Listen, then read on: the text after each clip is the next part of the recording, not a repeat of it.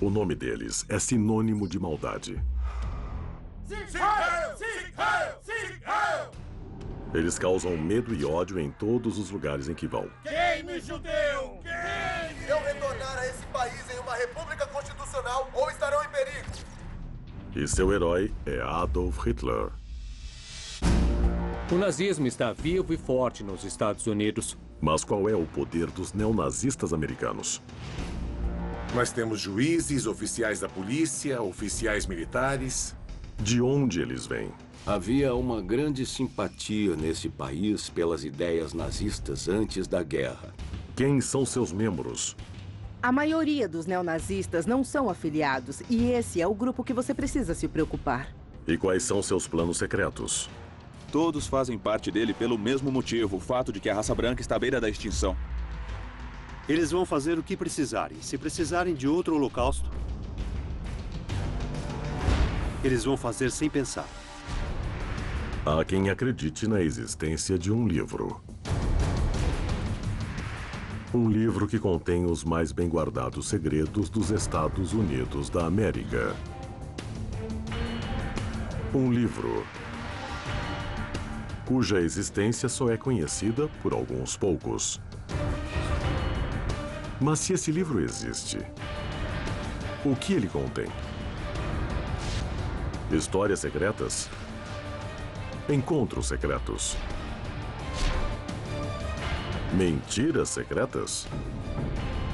Existirá de fato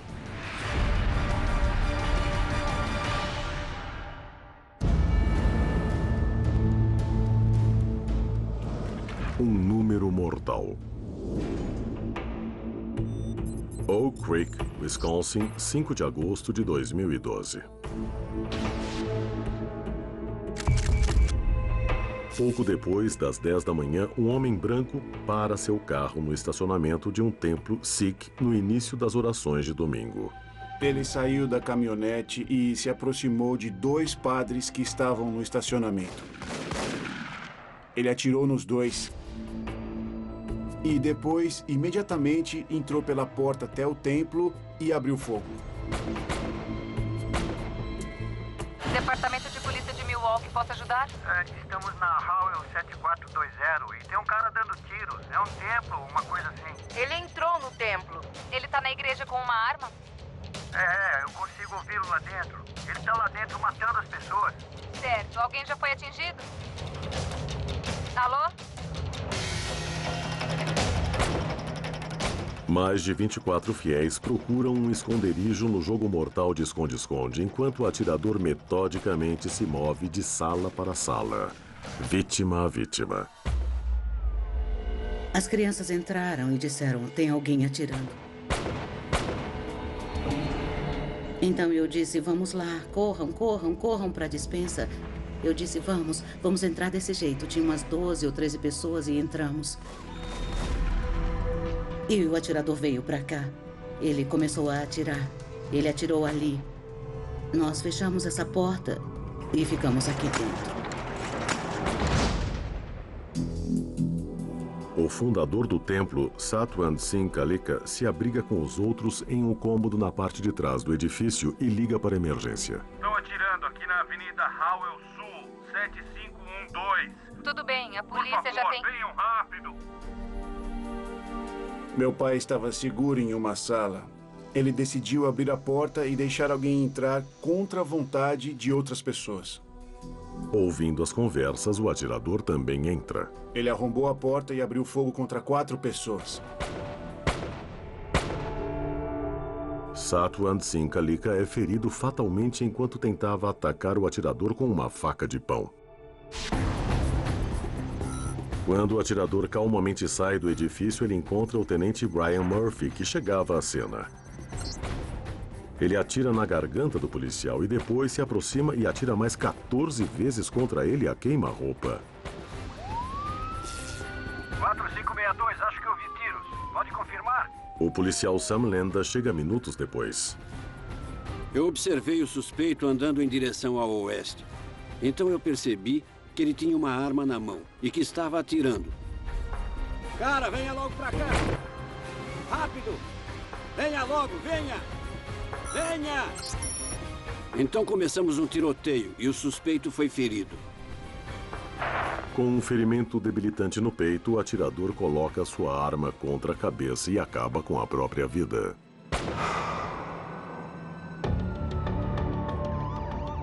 No total, 7 pessoas foram mortas e 3 gravemente feridas. Uma comunidade inteira ficou traumatizada. Mas o que motivou o massacre? Uma tatuagem obscura com o número 14 feita no ombro do suspeito providencia uma pista vital. Ela ajuda o FBI a identificar o atirador como Wade Michael Page, um músico branco supremacista que tinha uma banda inspirada no nazismo. Quando as pessoas têm o 14 tatuado em seus corpos, isso é logo reconhecido por outros supremacistas brancos. As 14 palavras mostram claramente a noção de ódio e a promoção da raça branca.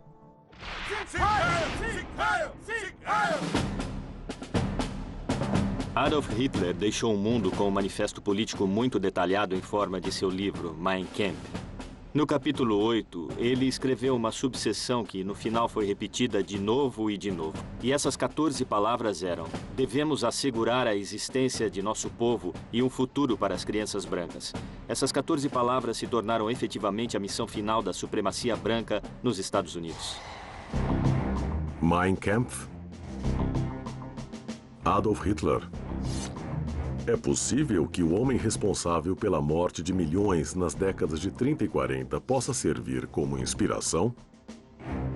E tudo isso no século XXI? Uma das partes da identidade neonazistas é essa ideia de ser um guerreiro nobre. Uma das coisas que podemos esperar que passasse pela cabeça dele era a ideia de que ele seria um mártir para o movimento. Se eu pudesse entrar na mente de Wade Michael Page, acho que o que ele pensou foi: vou sair por aí freneticamente, vou matar muitas pessoas e depois serei morto e vou acabar em Valhalla, para poder ir para Asgard, que é o local onde você bebe hidromel, luta e morre, e aí ressuscita no dia seguinte e faz tudo isso de novo. Page era um veterano do exército que deixou o posto com uma dispensa menos que honrosa em 1998. Ele passou os 10 anos seguintes trabalhando em muitos empregos, mas dedicou mais e mais de seu tempo para tocar em uma variedade de bandas neonazistas. Mas, de acordo com os que o conheciam, Page relacionava muitas de suas crenças racistas às suas experiências enquanto serviu no exército.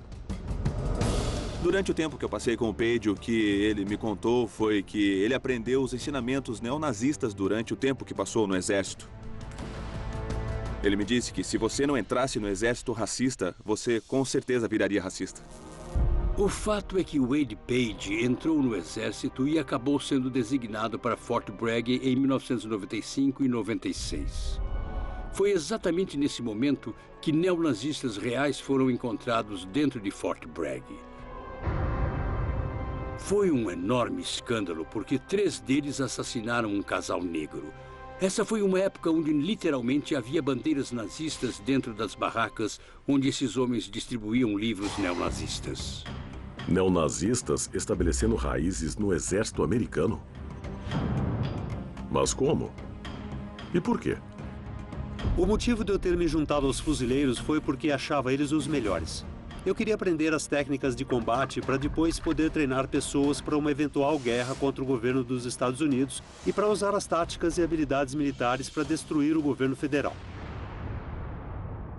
Já tinha skinhead tatuado nos 2 braços e já tinha o SS nazista tatuado um pouco acima do meu ombro. Fazia saudações, tinha uma bandeira da suástica pregada no meu armário.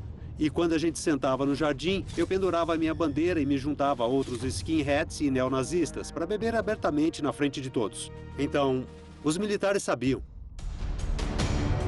A demanda pela chamada corretude política está forçando os oficiais militares americanos a fazerem uma vista grossa para as atividades desse e de outros conhecidos grupos de ódio. 2 coisas são certas. Existem aproximadamente 200 grupos neonazistas atualmente operantes nos Estados Unidos. Queime, judeu! Queime! E eles estão fortemente ligados a uma numerosa rede independente de outros grupos de ódio do poder ariano e branco. Membros do movimento Poder Branco e neonazistas são tão aliados quanto inimigos. Existe um forte sentimento de estarem juntos no movimento e trabalharem juntos por ele, porque eles estão nele pelo mesmo motivo, que é promover a raça branca e fazer alguma coisa sobre o fato da raça branca estar à beira da extinção. O ódio é algo que pode-se quase sentir o gosto. O ódio é perigoso quando o colocamos em prática, quando o colocamos em ação.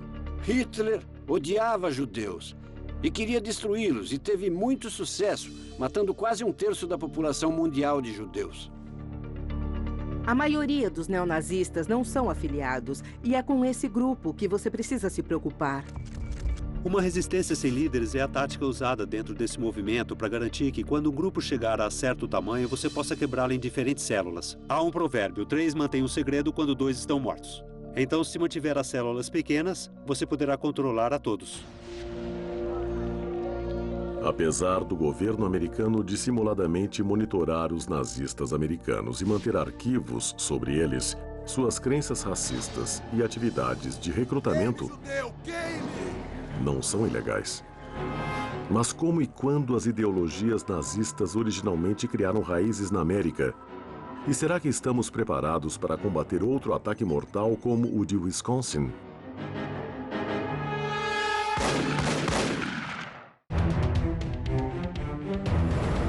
Origens mortais. Quando Adolf Hitler e seu Partido Nacional Socialista tomaram o poder em 1930, poucos sabiam dos horrores que estavam por vir. A Alemanha estava à beira da falência depois da Primeira Guerra, e o alto desemprego foi combinado com a alta inflação e deixou a maioria dos alemães passando fome. De Hitler normalmente relacionar os problemas das pessoas aos judeus, o mundo fechou seus olhos e tapou seus ouvidos. O movimento nacional socialista que ocorreu pela Alemanha e começou em 1920 não estava restrito somente à Europa. E também havia aqueles que, mesmo nos Estados Unidos, mesmo na terra dos homens livres e lar dos bravos, acreditavam nas ideias do nazismo. Entre essas pessoas havia um roteirista enigmático de Hollywood e místico chamado William Dudley Pelley. Em janeiro de 1933, quando Hitler chegou à chancelaria da Alemanha, Pelley olhou para a figura de Hitler e determinou que ele mesmo gostaria de se tornar um tipo de líder nacional socialista americano. Impressionado pela filosofia política ariana de Hitler e por ter ideias comunistas, Pelley formou o que chamou de a Legião de Prata e modelou o grupo segundo os camisas marrons nazistas. Pelley instruiu seus membros a se vestirem com trajes paramilitares e a carregarem armas com eles. Os camisas prateadas tinham aproximadamente 15 mil membros, que não é um número inconsiderável de pessoas. O medo real que o governo federal tinha era que esses 15 mil membros pudessem servir como uma quinta coluna durante a Segunda Guerra. Então o governo foi atrás de Pelley com acusações de insubordinação e ele foi enviado para a cadeia durante a Segunda Guerra Mundial. Mas a prisão de Pelley não impediu o surgimento de nazistas na América. Em 1936, o Bund alemão-americano foi criado. Liderado pelo americano nascido na Alemanha chamado Fritz Kuhn, o Bund queria unir os interesses nacional-socialistas americanos e alemães em uma ideologia. Ele também era secretamente apoiado pelo Führer de Hitler, Rudolf Hess.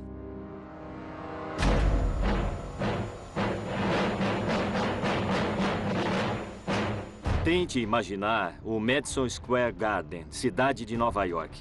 20 de fevereiro de 1939. 20 mil seguidores do nazismo se juntaram no mesmo local, naquela noite, para ouvirem uma mensagem de Fritz Kuhn. Fritz Kuhn se levantou e ecoou todos os sentimentos que eram expressados por Adolf Hitler em seus discursos políticos. Bund alemão-americano é uma organização americana. Nós não pedimos e imploramos nossos direitos. Nós exigimos nossos direitos de sermos cidadãos americanos. Durante a guerra, os nazistas americanos ficaram escondidos, com medo de represálias e perseguições. Mas depois da derrota de Hitler em 1945, os Estados Unidos começaram a temer por uma ameaça maior de seus antigos aliados, a União Soviética. Os políticos americanos realmente acharam que nós iríamos lutar contra a Rússia. E eles não tinham uma inteligência na Rússia. Acontece que, quando a Guerra Fria se esfria, todos os esforços mudam de tentar rastrear os criminosos da última guerra para encontrar os oficiais da inteligência alemã que podem providenciar informações políticas e militares sobre o próximo passo. E eles não estão interessados no passado desses oficiais da inteligência alemã. Havia uma competição entre os soviéticos e os americanos por quem conseguiria adquirir mais tecnologia militar alemã. E isso levou a algo conhecido como Operação Clipe de Papel. E alguns dos nazistas impenitentes que encontraram caminho até os Estados Unidos chegaram a isso pelo conhecimento que tinham da tecnologia nazista. Havia muitos alemães que queriam salvar suas próprias peles. E se eles fossem julgados pelo que realmente fizeram durante a Segunda Guerra, seriam considerados criminosos. O presidente Truman tinha uma regra de que nenhum ex-nazista que estivesse envolvido a fundo com a ideologia nacional-socialista poderia ser recrutado pela Operação Clipe de Papel. E o modo que o governo respondeu a isso foi simplesmente criar identidades alternativas para alguns dos piores criminosos. Os mais famosos são Arthur Rudolph e Werner von Braun. E os dois tiveram papéis decisivos nos desenvolvimentos sem precedentes das tecnologias militares. Eu mesmo e todos que vocês veem aqui já decidiram ir para o Oeste. Werner von Braun era o ex-diretor técnico do Centro de Pesquisas de Foguete Peenemünde, o local do desenvolvimento do foguete V2, o foguete que devastou Londres. Mas depois da guerra, o governo dos Estados Unidos o contratou para melhor desenvolver essa tecnologia para usá-la em uma nova fronteira. Ele começou trabalhando com a NASA e foi importante no desenvolvimento do míssil Pershing e no foguete Saturno V. Escolhemos ir à Lua nessa década e fazer outras coisas grandiosas. Não porque são coisas fáceis, mas porque são difíceis. A nação americana precisava de todas as ferramentas possíveis para conseguir acabar com o comunismo. Precisávamos de todos os níveis de experiência, precisávamos de todas as armas novas e precisávamos recorrer a nossos ex-inimigos nazistas para trazê-los aos Estados Unidos para nos ajudarem a competir contra os soviéticos durante a Guerra Fria. No capítulo sobre os nazistas nos segredos de Estado, deveriam haver alguns textos indicando que o governo dos Estados Unidos incluiu os nazistas e que o governo dos Estados Unidos também escondeu o modo como incluímos os nazistas. Eles foram deletando todos os documentos que mostravam que o governo facilitou sua entrada. E eu os peguei fazendo isso. O esquema secreto do governo de trazer cientistas alemães aos Estados Unidos foi exposto em 1982, quase 4 décadas depois da guerra. O ex-advogado das investigações especiais, John Loftus, apareceu em rede nacional para revelar que os oficiais da inteligência tinham não só trazido secretamente alguns dos mais temidos criminosos para a América, como também que o Departamento de Justiça tinha providenciado um refúgio contra suas acusações. Oficialmente, minha missão era encontrar lugares onde poderia haver nazistas escondidos na América. Mas eu tive uma missão secreta. A outra missão do serviço era tentar descobrir quem havia protegido os criminosos nazistas depois da Segunda Guerra.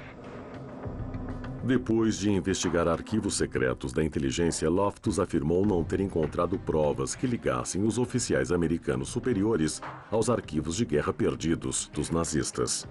Ele, inclusive, afirmou que a trilha de papéis chegou até o chefe oficial da OSS, Allen Dulles.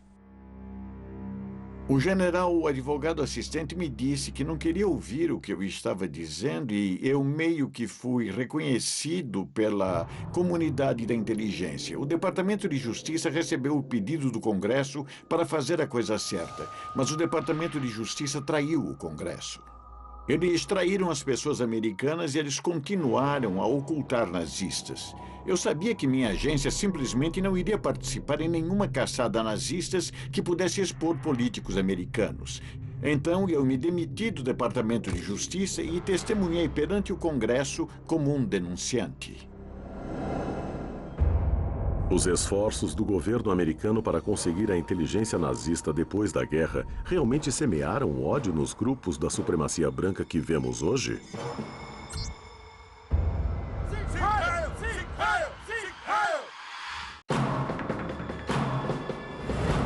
Cidadãos secretos. A América de 1950 estava no meio da explosão econômica.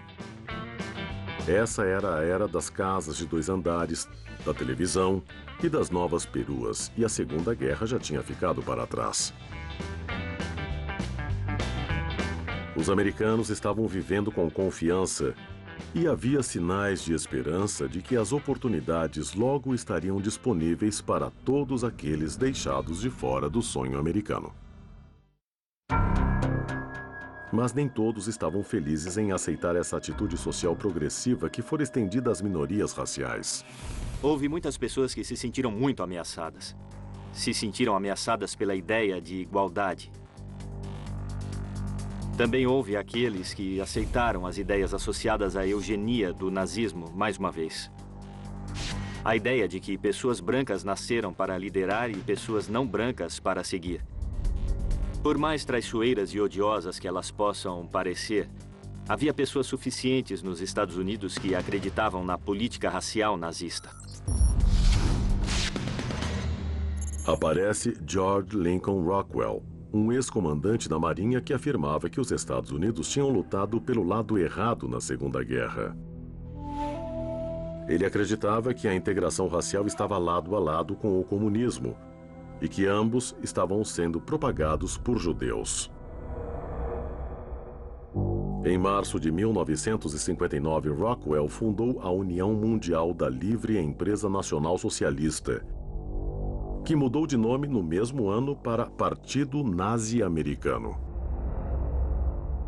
Eu uso uniforme para agitar. Quando Martin Luther Negro está nas ruas agitando, eu agito de volta. E o uniforme é muito bom para agitação. Rockwell pegava seu exército dos clones com uniforme nazista, como o chamava, e marchava pelas avenidas de Washington. Rockwell se esforçou muito para divulgar a ideia de que o nazismo nacional socialista era de alguma forma viável, apesar do fato de milhões e milhões de homens americanos terem lutado contra o nazismo alguns anos antes. George Lincoln Rockwell despertou uma cruzada pública para purificar a América de todos não brancos. Ela terminou em 6 de agosto de 1967, quando um seguidor descontente o matou do lado de fora de uma lavanderia na Virgínia. Mas, apesar de Rockwell estar morto, sua morte serviu somente para inspirar e motivar outros como ele? Se analisar o movimento do poder branco, quando George Lincoln Rockwell criou o Partido Nazista, você encontra ramificações. Tem o Movimento Nacional Socialista, tem a Aliança Nacional, a Resistência Branca Ariana e os skinheads neonazistas. Todos fazem parte da mesma engrenagem. Eles são todos da mesma máquina, todos estão tentando criar uma América unicamente branca. Em 1974, a Aliança Nacional foi criada pelo Dr. William Luther Pierce, uma vez um leal associado de Rockwell. William Pierce passou algum tempo como membro da Universidade Estadual de Oregon e então largou a vida da academia para perseguir a sua real paixão, que era a propaganda neonazista. Pierce logo ficaria conhecido como o criador secreto de uma das mais perigosas ferramentas do arsenal da supremacia branca. Uma ferramenta que continua a incitar violência e assassinatos até os dias de hoje. O Diário de Turner. Oklahoma.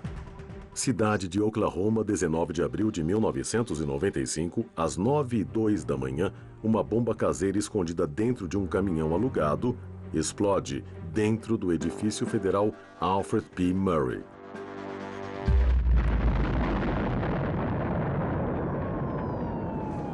168 pessoas perdem suas vidas, incluindo 19 crianças. 800 outros são feridos gravemente.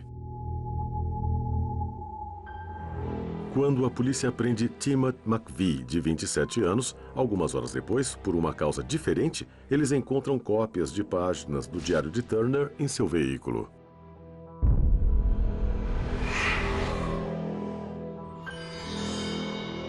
O Diário de Turner foi chamado oficialmente de Bíblia da Direita Radical nos Estados Unidos, porque esse livro foi incrivelmente importante na hora de inspirar assassinatos em massa. O Diário de Turner é escrito em um futuro distante, analisando uma época onde o futuro da raça branca da América era protegida por um número de indivíduos que fizeram a lei com as próprias mãos, tendo se baseado no Mein Kampf de Adolf Hitler. Ele é uma mensagem que diz que as pessoas brancas devem se tornar extremamente agressivas para assegurarem o futuro da nação. E nesse livro, um edifício federal é detonado. Acredito que Timothy McVeigh projetou a bomba para explodir no exato momento dito no Diário de Turner. Oklahoma é considerada o primeiro alvo, assim como o tiro ouvido por todo mundo em Concord e Lexington. Apesar de não ser considerado membro da Aliança Nacional de William Pierce, McVeigh simpatizava muito com a retórica virulenta anti-governo. Então, claramente, ele tinha pelo menos algumas ideias comuns com o movimento neonazista. Sabe-se que o livro ainda está por aí, e que há pessoas lendo, e que pode haver outro Timothy McVeigh no exército dos Estados Unidos neste momento que acabou de aprender como fazer explosivos. E isso tudo é por causa do que o Dr. Pierce fez. O governo americano está fazendo tudo o que pode para combater os grupos terroristas nacionais? Ou os próprios esforços do governo contra o terrorismo são o que motivam mais abandonados furiosos como Timothy McVeigh? Eu fiquei com medo pela América, pois existe uma pessoa que vai se levantar e dizer, sabe de uma coisa? Eu não me importo. E então sair e fazer alguma coisa, pois eles sabem o que fazer. Eles têm as habilidades. E eles têm os materiais que precisam para fazer alguma coisa assim. Mas como o governo está monitorando os nazistas americanos? E quais outros métodos secretos os nazistas americanos utilizam para recrutar e treinar seus membros?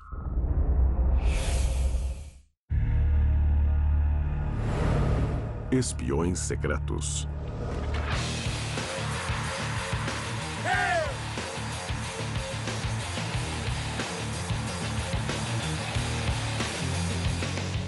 Todo ano, por todos os Estados Unidos, milhares de homens e mulheres jovens se encontram em concertos escondidos e escutam um novo subgênero do heavy metal, chamado hate rock.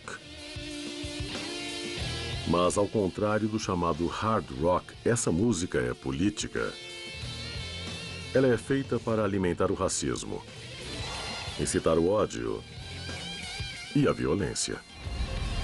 Ela se tornou uma poderosa ferramenta de recrutamento da geração atual dos neonazistas americanos. Não é só comprar o ingresso, precisa ser convidado pelos líderes e precisa ser aprovado. Não é qualquer um que pode participar.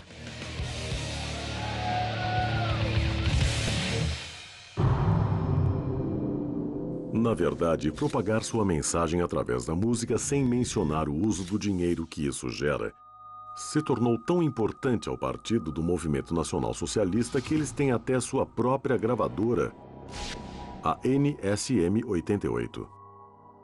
O Movimento Nacional Socialista é uma organização dos direitos civis dos brancos. Ele está lutando pelo futuro de seus filhos brancos e meus filhos brancos. E é nisso que acreditamos. Somos uma continuação do movimento do comandante George Lincoln Rockwell e do Partido Nazi-Americano original.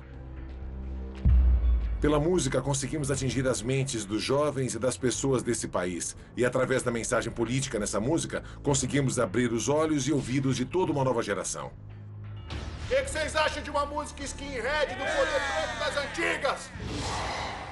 Sabemos que podemos usar uma camiseta do Poder Negro, ou do Orgulho Negro, ou do Orgulho Mexicano, ou marrom, e que isso não tem problema nos Estados Unidos. Mas no momento que você diz Orgulho Branco, você é taxado como racista ou fanático. Então, nosso objetivo é levar nossa causa ao foco e dar voz às pessoas brancas. Poder Negro! Poder Negro! Poder Negro! Me assusta muito saber que existem pessoas na Terra tão hostis e tão violentas, e elas têm a permissão de saírem nas ruas assim. Eles querem ver um governo na América que é controlado por pessoas brancas e para pessoas brancas. Eles querem minar nossas instituições democráticas e acabar com os direitos civis dos quais gozamos. Apesar dos direitos das pessoas e até dos nazistas de reunir e disseminar mensagens racistas ser protegido pela primeira emenda, o governo federal e o Departamento de Justiça consideram os nazistas americanos como uma ameaça em potencial. O civil disfarçado operante David Glatt passou 4 anos trabalhando secretamente para entrar no MNS e outros grupos radicais do poder branco para ajudar o FBI a reunir informações sobre as possíveis atividades criminais desses grupos. Nós passamos anos indo a todas as festas caipiras em florestas, todas as pequenas reuniões por todo o país e conhecendo essas pessoas. Bom ver você, cara.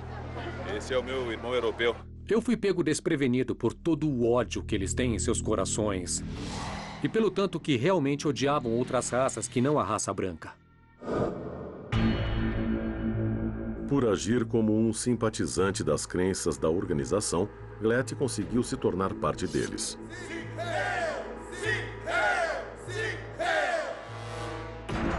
Em 2005, ele tinha se tornado amigo do comandante da MNS, Jeff Scoop.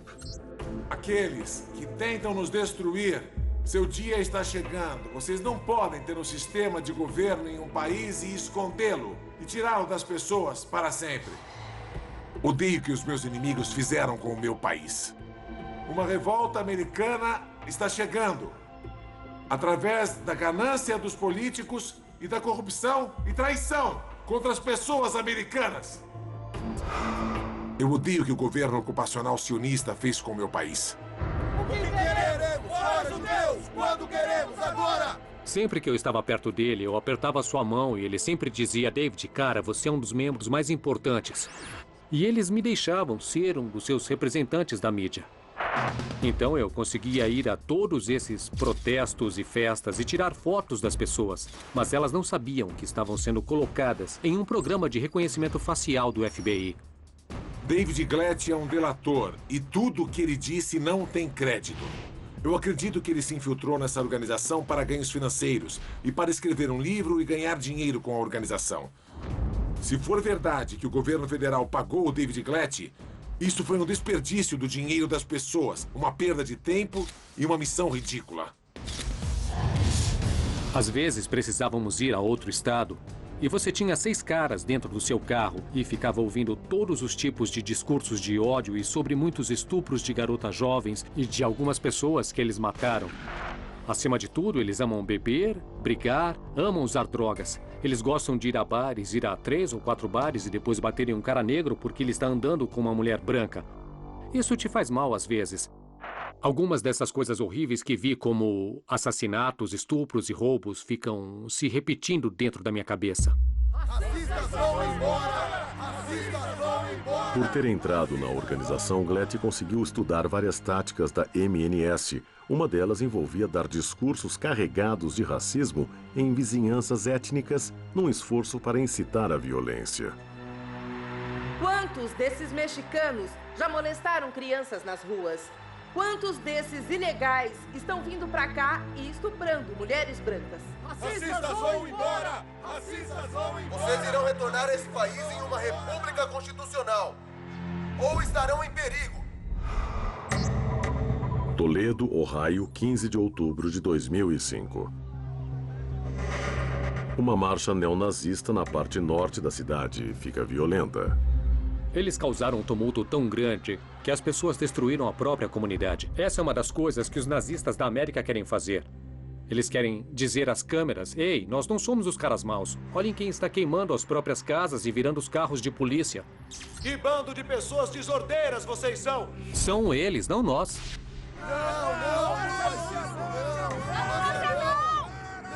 As informações providenciadas por Ted Glatt ajudaram muito o FBI a manter registros do Movimento Nacional Socialista.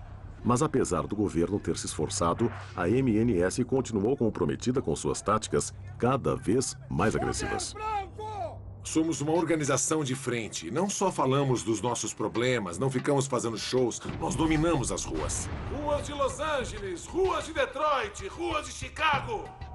A história nos provou que pelas ruas se consegue a vitória.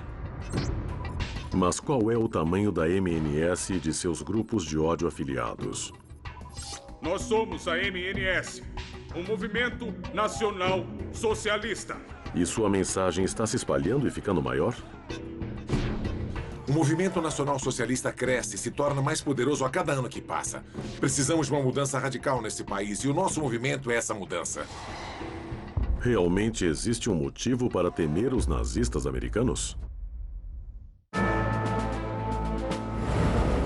Uma maré crescente. Alto desemprego. Imigração ilegal. Preços altos de comida e combustível. E as imposições de um crescente governo federal em tudo que envolve energia, saúde e controle de armas. Pelo que os nazistas americanos sabem, essa combinação tem os ingredientes perfeitos para o recrutamento. O ódio muda e traz mudanças. Eles usam qualquer coisa que seja popular no momento. E usam qualquer ferramenta nas propagandas que possam fazê-los vencer. Os grupos nazistas mudam seus alvos. Eles nunca tiram os olhos dos judeus e do sionismo internacional. Mas houve muito mais preocupação com os comunistas dos anos 50 e com os negros dos anos 60. Hoje em dia, eles se preocupam mais com os imigrantes. Poder branco! Poder branco! O que queremos? Poder branco! Eles temem perder seus empregos. Eles temem a mudança. Eles temem que outros grupos de pessoas apareçam e os tirem dali. O assédio racial das pessoas brancas no norte de Toledo precisa acabar urgente. O governo dos Estados Unidos falhou demais no controle ilegal da imigração nesse país. É por isso que o Movimento Nacional Socialista ficou tão envolvido nas patrulhas de fronteira do Sudoeste.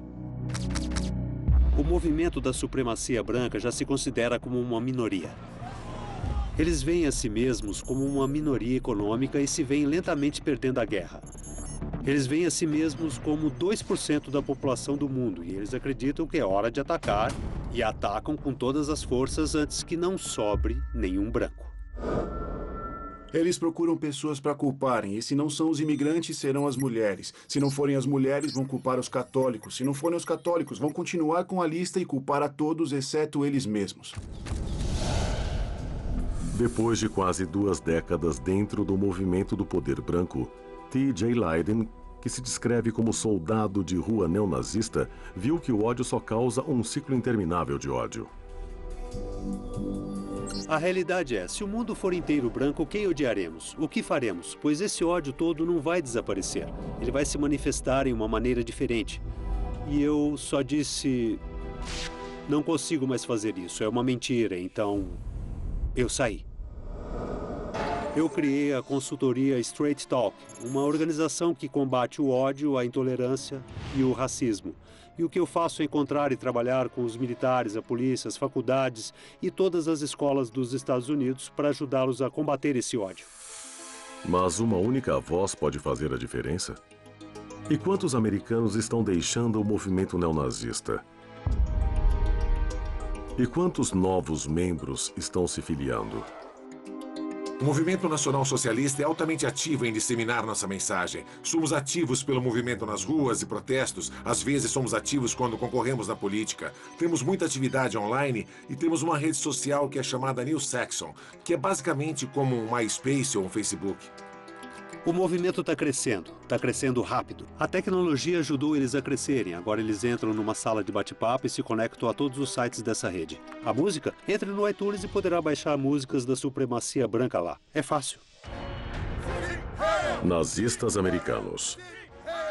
Eles podem ser facilmente reconhecidos como homens e mulheres marchando com uniformes com a suástica e skinheads, vestindo mensagens de ódio em seus corpos. Ou podem passar tão despercebidos quanto as pessoas de seu bairro. Mas uma coisa é certa: a ameaça que eles oferecem não deve ser menosprezada. Eles parecem com você, eles podem ser qualquer um. Se você perguntar à minha mãe, ela nunca pensou que seu filho se tornaria um. Mas se tornou. O estereótipo de um nazista normal é uma pessoa com pouca educação que mal sabe como soletrar seu primeiro nome. Bom, na verdade, eles parecem ter um potencial de recrutamento muito maior do que a maioria das pessoas acha ou acredita que tenham.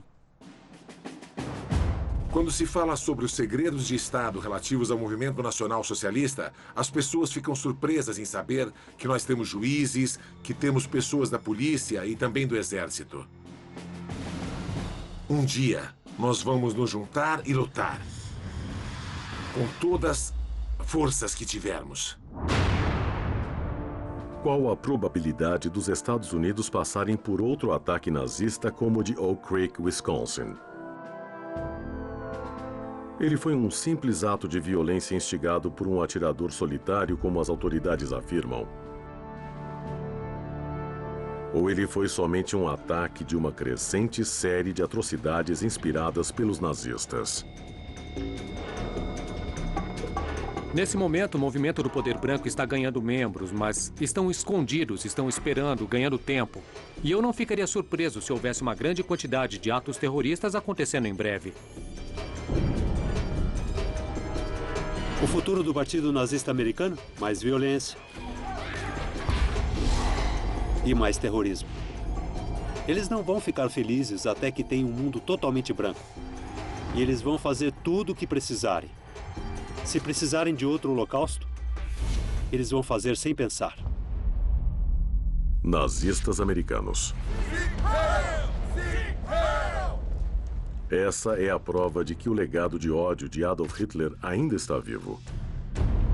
Mas esse movimento diabólico realmente se infiltrará nas nossas instituições, nosso governo e nossas vidas diárias? Ou isso tudo já aconteceu? Queime, judeu, queime! Talvez somente o tempo e nossa consciência possam dizer.